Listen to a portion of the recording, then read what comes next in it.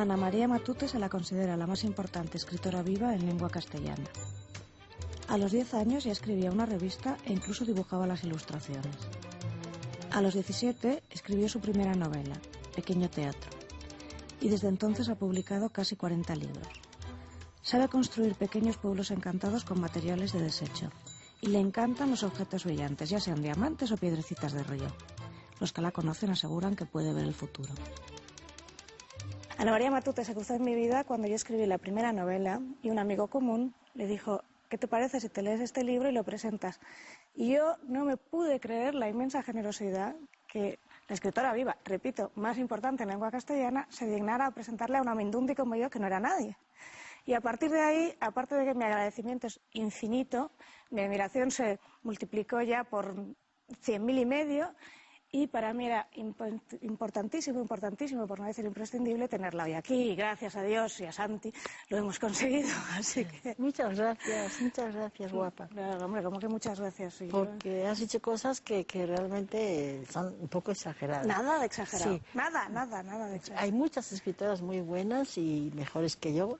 Pero esto lo dirá a lo ella. mejor mejores no, pero esos son bromas. Sí. Pero realmente sí, afortunadamente tenemos ahora un plantel de escritoras estupendas que desgraciadamente cuando yo empecé había solamente 2 o 3 con mucha penuria. La primera fue Carmen Laforet, de mí, que la recuerdo siempre con mucho respeto y mucho cariño, y porque fue la que abrió la brecha, la que rompió el hielo, ¿no? Y después empezamos a llegar las otras. Y era duro, te advierto que era duro aquello, ¿eh? No era fácil, y sobre todo porque por cómo te miraban los críticos, no los escritores, ojo, los escritores no, los críticos, la gente que estaba alrededor de la literatura, la que la fomentaba, la alababa, la hundía, la olvidaba. Eso sí. Tú me has dicho antes que había algún crítico que en su día no dijo cosas muy agradables de ti y que tiempo más adelante decía, ya decía yo. Sí, cuando yo empezaba, bueno, esta niña que empieza hablando de niños, que yo no sé por qué me han encasquetado el gorro de que yo escribo para niños, solo que estoy orgullosísima de escribir para niños, porque creo que es una labor importante escribir para niños, solamente recordando lo feliz que yo era cuando era niña y leía los cuentos, o me los leían, o al final los empecé a escribir yo, que para mí no es ningún desdoro escribir al contrario, es un orgullo. Pero bueno, es que yo he escrito 6 o 7 cuentos para niños y luego todo lo demás era para, como yo les llamo, no adultos, adúlteros. De modo que lo que pasa es que me ha gustado escribir para niños y me sigue gustando. Lo que pasa es que ahora no lo hago, pero no descarto, fíjate, a los 80 años, con proyectos todavía. Y sin embargo no descarto que algún día pueda escribir otra vez libros, cuentos para niños. Luciérnagas, si yo no me equivoco, fue un libro que tuvo problemas con la censura, ¿no? Que hubo... Luciérnagas, sí. Hombre, tantos problemas que lo suspendieron de cabo a rabo. Sin embargo, se lee ahora y casi no se comprende. Claro, lees ahora dices, pero ¿cómo es posible que este libro... Bueno, ¿cómo es posible? No. ¿Cómo es posible para los jóvenes, para vosotros y para los no tan jóvenes también? Para mi propio hijo, para la gente, ¿cómo te habían censurado eso? Pero para los que tuvimos la desgracia, y por otra parte la suerte, porque nos hizo luchadores, peleadores, de vivir en la época franquista, donde la censura era algo horroroso, donde tenía que sofocar todas las voces que alguien desconocido suponía que atentaban contra la ideología del régimen o de la religión, o de algo absolutamente ridículo, ¿no? Lo peor no era que fueran malos, lo peor era que fueran estúpidos y sobre todo ridículos. Porque, por Lo ejemplo, tremendo es que el aspecto, la parte superficial, la epidermis, era una epidermis tranquila, pacífica, de bonanza, y, de, escondía un mundo sórdido. En el mejor de los casos, triste. porque tú me has dicho que tú podrías perdonar casi todo, y de hecho a los críticos y a los censores los tienes más que perdonado. Hombre, perdonar no se puede olvidar. Que hay una cosa que no has perdonado. Es tan cómodo olvidar. Sí, olvidar es cómodo, pero hay una cosa que no has perdonado. Nunca. Que tiene mucho que ver con lo que le pasó a Celia, a la chica que vino antes. Lo que le pasó a Celia. Que te pasó también Tremendo a ti, ¿no? lo que le pasó a Celia.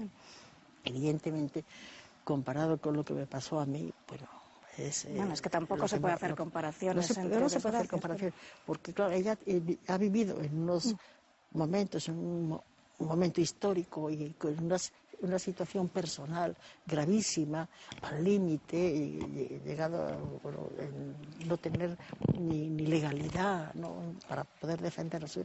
Pero es que lo mío, que es muchísimo menos grave, menos truculento, ¿no?, lo mío era muy malo, porque estaba ocurriendo en una sociedad aparentemente civilizada, tranquila, católica, suave y armoniosa,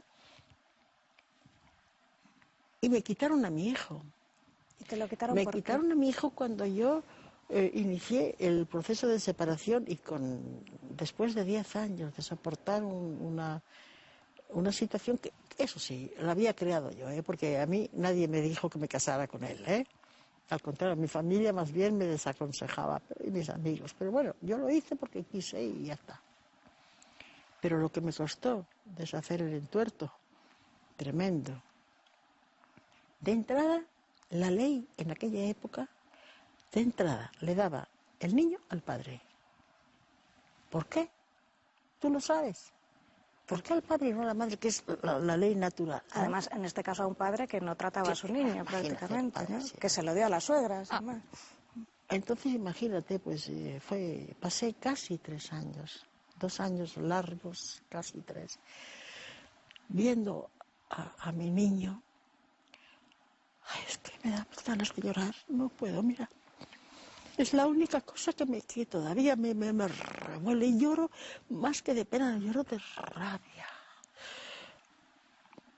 Viéndolo solo los sábados. Tú sabes, y si no lo sabes, lo sabrás muy pronto, lo dulce, lo tierno, lo maravilloso que es un niño de 8 años. Que te lo quiten, que te lo arrebaten, cuando más siempre ha estado contigo, porque el padre apenas le ha hecho caso. Eso es terrible, ¿sabes? Y verlo los sábados, porque mi suegra era una buenísima persona, y mi cuñada también, y se hacían cargo, y mi suegra me dijo, mira, tú no te preocupes, que al niño lo verás todos los sábados, irá al colegio, los sábados y los domingos lo tendrás. Pero eran los sábados y los domingos, y cada vez que yo devolvía a mi niño a casa, él me decía, mamá, ¿cómo quedamos? Él sabía muy bien que hasta el otro sábado nos volveríamos a quedar. Él sabía muy bien todo. Pero un día por fin, ya, vamos a quitar pena, ¿no? Muchas veces me dicen, porque yo he recibido algunos premios y ese, un premio cambia la vida. Cuando recibiste el premio Nadal, el premio Planeta, te cambió la vida, ¿verdad? No. Un premio no cambia la vida de nadie. Lo único que cambia la vida de la gente es el dolor, las lágrimas. Eso sí, eso me cambió la vida. Y además me hizo sentir algo que me revelo a sentir, pero lo siento. Un sentimiento que no quiero tener. Es odio. Odio a quienes me lo quitaron. No lo puedo evitar. Yo tengo entendido que tú... Y eso también me hace no perdonarlo ni olvidarlo, que me hayan hecho sentir odio. Yo, que he tenido abogado, no sentir odio nunca por nadie. Entre otras cosas, por pereza, porque soy muy perezosa. Tengo entendido que tu propia madre, que se veía venir lo que iba a pasar, te desheredó cuando... Sí, no, mi madre me desheredó Pero me desheredó por estar casada con él, Con este señor que no era... por separarme. No, eso es lo que iba a contar, que te desheredó por casarte con este señor. Bueno, yo tuve muchos problemas por estar casada con él. Él me apartó de mi familia, me apartó de mis amigos, me aisló, me explotó de mala manera. Claro, eso también hay que decirlo, ¿no? Y eso fue para mí el gran error de mi vida. Por eso yo quise, llegó un momento en que dije, bueno, las mujeres en España no se separan, lo tienen muy crudo. Pues yo lo voy a hacer. Y lo hice, porque he sido siempre muy pacífica, porque a mí no me gusta la violencia, no me gusta pero rebelde contra la injusticia, sí.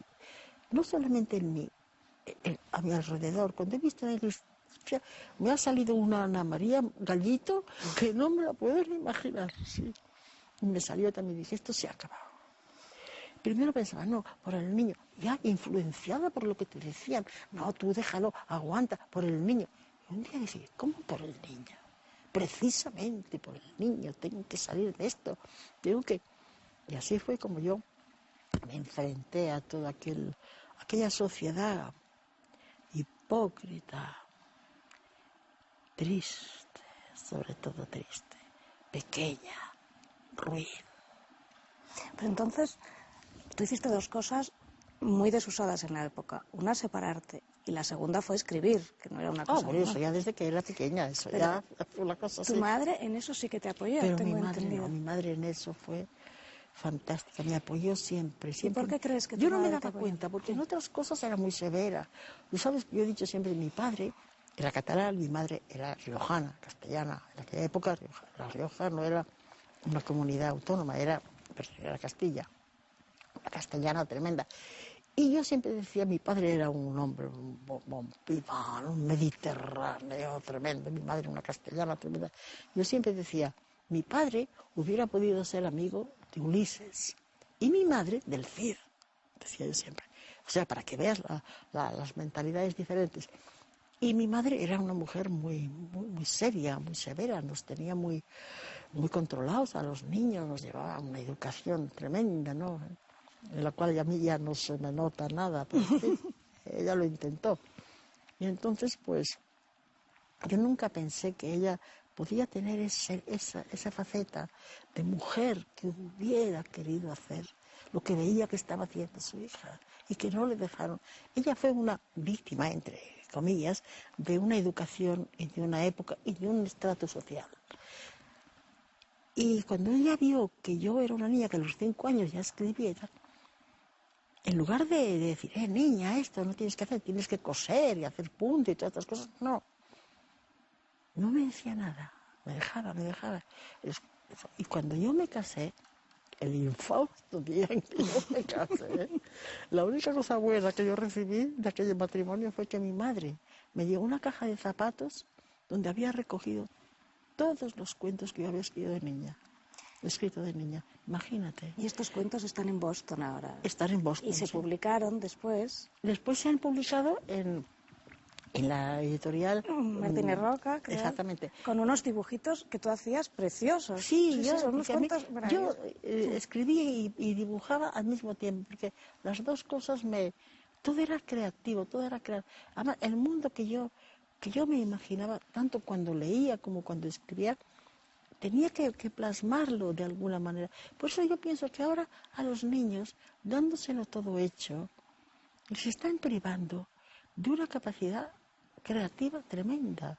Los niños todo lo ven hecho.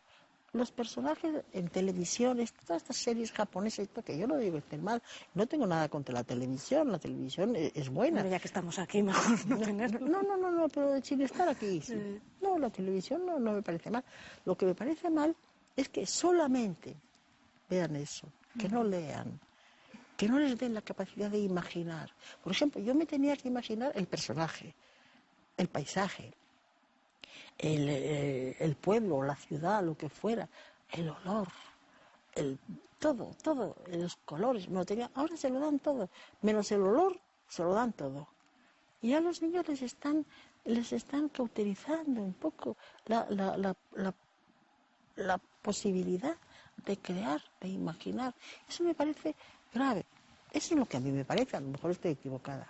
Yo tengo entendido que tú tenías una maestra que ya a los 5 años se dio cuenta, hizo un concurso de escritura entre Sí, niños. no, ella se dio cuenta un poco más tarde, a los 5 no, porque iba al colegio de las monjas, que precisamente de eso nada, tonterías y nada, no.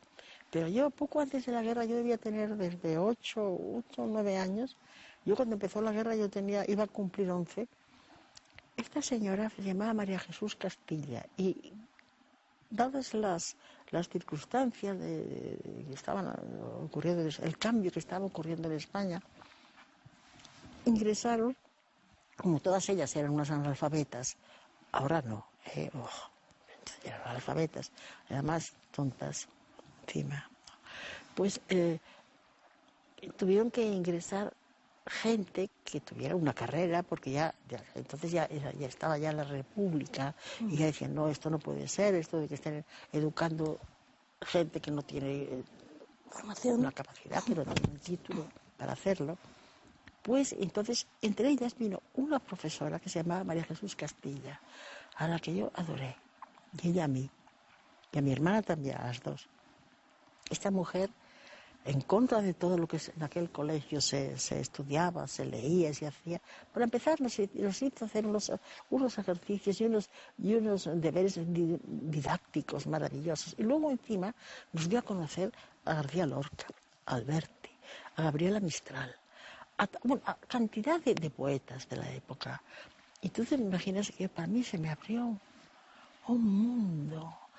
Y entonces yo, con esta mujer, yo pude expresar, y decía, yo escribo, a mí me gusta. Y esta mujer no solamente no me lo rechazaba, sino que me lo estimulaba. Me hacía hacer redacciones, Y un día, me acuerdo, que nos dijo que hiciéramos porque ella, claro, hacía de todo, un deber sobre figuras geométricas. Entonces yo escribí un cuento sobre figuras geométricas que está en el libro. Está en este libro. Y esta mujer, pues, fue fantástica. Pero entonces llegó la guerra, desapareció. Ella se fue. Y hasta después de la guerra, yo fui a las monjas, era San Mor, en la calle del Cisne, entonces, no sé ahora cómo se llama, las Damas Negras. Y les dije, ¿dónde podría encontrar? No sabemos, estaba fuera, claro. Se había exiliado, claro. Y yo, después de estos cuentecitos, creo que ya conseguiste una máquina de escribir, que era la de tu padre, y ya te fuiste profesionalmente con 10 años a escribir con tu máquina de escribir. Calla, que tengo una anécdota. Sí, esta es la... ¿Qué? La de la Gemma Galgani, horrible aquello. Papá, déjame la máquina. No, que tú eres una trazotas. No, déjame la máquina. Bueno, cógela. Pero ojo, me fui al despacho de papá, que bueno, mi papá tenía un despacho donde no hacía nada, pero bueno, tenía su escritorio y todas esas cosas. Yo con la máquina. Y se me ocurrió cogerla, y yo que soy tan hábil para todo, la cogí así, en la misma mesita, a llevarla a la luz. Se me cayó y se me partió por la mitad. ¿Tú sabes lo que me quedé? Yo había oído hablar en casa a las tatas y a mi madre y así, de que había una santa que era milagrosísima, que se llamaba Santa Gemma Galgani. Yo dije, pues ahí está. Y me arrodillé, cerré los ojos y Santa Gemma Galgani, que cuando abro los ojos la máquina esté unida. Santa Gemma Galgani. Y yo cerraba los ojos. Miraba, y la máquina... Ni Santa Gemma Galgani, ni nadie. Hasta que llegó mi padre. Y llegó mi padre y entró. Hola. Y yo, papá, ¿qué te pasa, hijita? Y dije, vete. ¿Y después de esto, tú has vuelto a creer que existe un Dios? ¿O Santa Gemma ya no has apelado? Sí, pero desde aquel momento perdí mucha fe. Casi toda la fe. Es que porque luego tus libros son libros muy crueles, sin Dios, con unas historias tremendas y una crueldad que, claro, cuando piensas que a nosotros nos vendían la idea de Ana María. Yo pasé una juventud y un final de adolescencia, una juventud atea y además resentida y dolida, pero no solo, esto fue el principio. porque yo veía la hipocresía, luego ya cuando ya te llega la edad ya vemos de la razón, o a lo mejor gaga, no sé, ya he reflexionado sobre esto y digo, es tan estúpido ser ateo como ser fanático, ¿no? Yo tengo unas creencias, yo creo en algo. Hay que creer en algo, hija. Nos quitan tantas cosas, nos quitan tanta fe. Desde los Reyes Magos hasta ahora, que hay que creer en algo, yo creo. ¿Pero tú crees que el ser humano es bueno o no? Porque en tus libros siempre hay una crueldad que parece consustancial al ser humano y que se narra con tanta naturalidad. No tengo ningún orgullo de pertenecer a la especie humana, ningún orgullo. Y así y todo, reconozco que hay personas extraordinarias, pero que son la excepción, claro. Hay personas extraordinarias y maravillosas, y hay personas corrientes y molientes y normales como yo, pero en conjunto, pero si tú no tienes más que echar un vistazo a la historia de la humanidad. Ningún animal hace con otro animal lo que ha hecho el hombre con el hombre, lo que sigue haciendo. Y con los animales, ya de paso. Y ya para acabar esta entrevista que se nos está alargando, ¿tú crees que nosotras, las escritoras jóvenes, que obviamente lo tenemos más fácil pese a todo? Bastante más. Desde luego lo tenemos más fácil, pero ¿qué dificultades tenemos nosotras ahora? Tenéis las mismas dificultades en cierto aspecto que nosotras. Bueno, yo lo de jóvenes me lo he puesto yo, aunque no, tan joven, madre del corazón. Pues ya querría yo, Tenéis una dificultad, y no en España solo, en el mundo entero. Todavía hay un sector masculino que no tolera que una mujer sea escritora, sea científica, sea pintora, sea lo que tú quieras, modista, tampoco, sea mejor que un hombre. Esto es verdad. Y ahora vamos, lo tenéis claro, acabar. Hay una cosa que tú y yo hablábamos, que era cuando tienes un niño pequeñito, cómo se comunica el niño contigo, que esto lo hemos visto tú y yo con los niños, ¿no? Que es que cuando no hablan, tú haces así, y el niño hace así. Sí. Bueno, pues así ya te tengo cogida la mano y ya me puedo despedir y aprovecho. Muchísimas gracias por haber venido. La mejor conversación que he tenido conmigo y contigo.